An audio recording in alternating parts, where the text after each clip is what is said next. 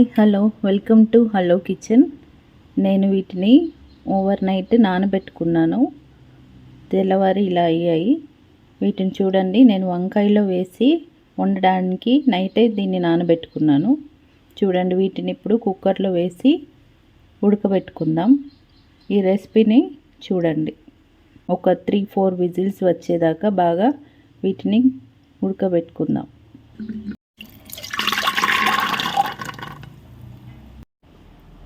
చూడండి, కొన్ని వాటర్ వేసుకొని స్టవ్ ఆన్ చేసి వీటిని 4-5 విజిల్స్ వచ్చేదాకా కుక్కర్లో పెట్టుకొని ఉడికించుకుందాం. చూడండి, ఈ కర్రీ కోసం కావలసినవన్నీ నేను ఇలా చక్కగా కడుక్కొని వీటిని అన్నిటినీ శుభ్రంగా కట్ చేసుకున్నాను. కడుక్కొని వీటినైతే ఒక 5 విజిల్ పెట్టి ఉడికించాను. చూడండి, చాలా బాగా ఉడికింది.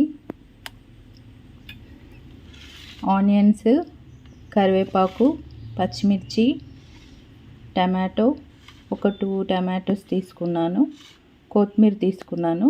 దీనికి కావాల్సింది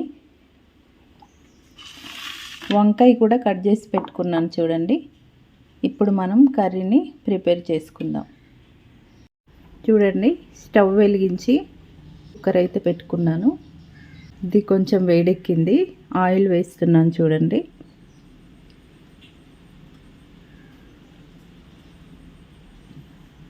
కొంచెం ఆయిల్ వేడెక్కిన తర్వాత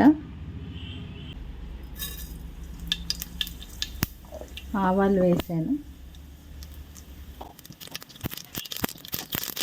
కొంచెం జీలకర్ర కూడా వేస్తున్నాను, కరివేపాకు వేస్తున్నాను, ఒక 3 పచ్చిమిర్చి వేస్తున్నాను, ఒక ఆనియన్ వేస్తున్నాను,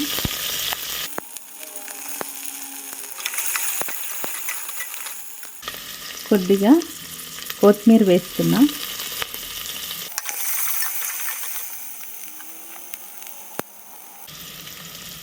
కొద్దిగా పసుపు వేస్తున్నా,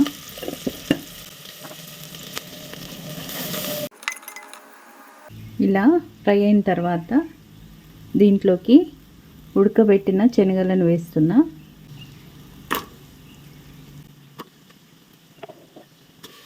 వీటిని బాగా కలిపిన తర్వాత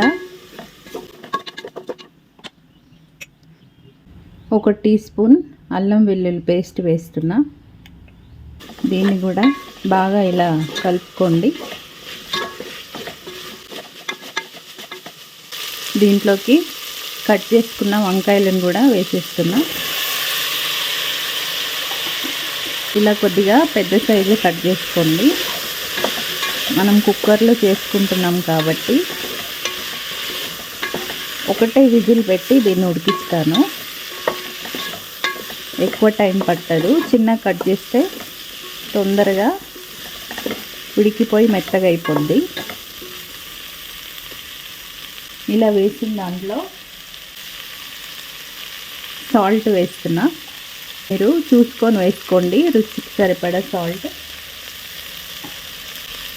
ఒక 1 టీ స్పూన్ కారము.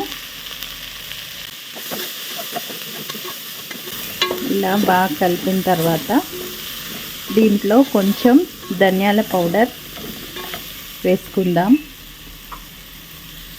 చూడండి, కొద్దిగా ధనియాల పౌడర్,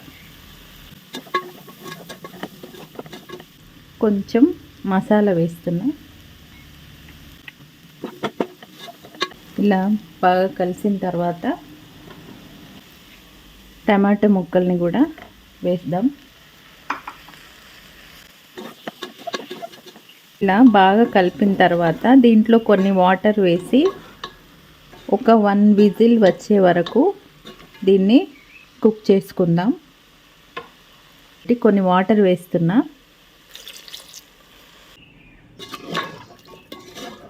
ఒకసారి కలుపుకొని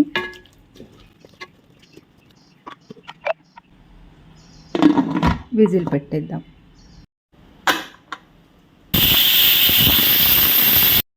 ఒక విజిల్ అయిన తర్వాత కర్రీ ఎలా ప్రిపేర్ అయిందో చూద్దాం. చూడండి,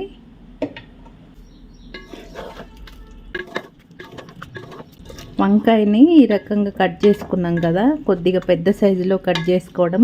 ఈ కాడలు కూడా ఇలా ఉంటే తినడానికి బాగా రుచిగా ఉంటుంది. ఇది మసాలా వంకాయ కర్రీ. దీన్ని బౌల్లోకి తీసుకున్న తర్వాత మీకు చూపిస్తాను చూడండి. ఇది చపాతీలోకి అయితే సూపర్గా ఉంటుంది, ట్రై చేయండి.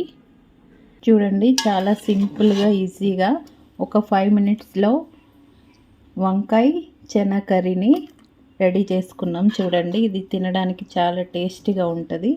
ఇలా ట్రై చేయండి, చపాతీలోకి చాలా బాగుంటుంది. బ్యాచిలర్స్ కూడా 5 మినిట్స్లో కుక్కర్లో ఈజీగా చేసుకునే కర్రీ అండి.